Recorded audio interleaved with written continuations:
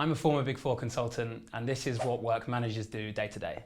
Managers tend to be the day-to-day leads either on small projects or on small work streams within larger projects. It's an important role as they're kind of in the middle of everything, and I really like the analogy of them being an octopus with a bunch of different legs doing different things. In general, they'll be in charge of one or two associates who are doing a lot of the work, and then it's their job to direct them on what to do and to coach them and to review their work. They also spend some time doing independent work if there's just too much for the juniors or if it's something that's more technical. They're the point person for directors and partners on a project, meaning they distill what's going on the ground for directors and partners to quickly understand the situation so that they can then discuss it with their more senior client counterparts. And they're the point person for the majority of client project staff, basically everyone except for the C-suite. On projects, client staff get assigned as project leads for functions like HR and finance, and it's those people that the managers lead meetings with and generally interact with regularly. So it's a lot of different octopus legs doing a lot of different things.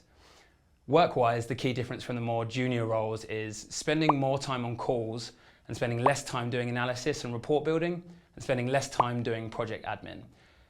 Managers are more reviewing and building on the independent work that was done by the more junior staff.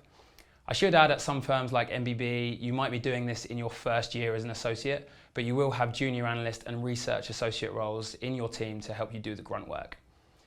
Compared to the more senior staff, they're still much more in the detail, and that's why it's sometimes seen as quite a difficult role. They still generally know every detail and nuance in a PowerPoint or Excel because they're reviewing it closely with the juniors, but they're now required to report out on that at a higher level because senior staff don't want to know or need to know any of the nuances or details. That said, there's still a layer of protection that you get from partners and directors, which is the other key difference from the senior roles. If things go wrong on a project or the client is unhappy, that falls to the senior staff to step in and guide everyone back to safety.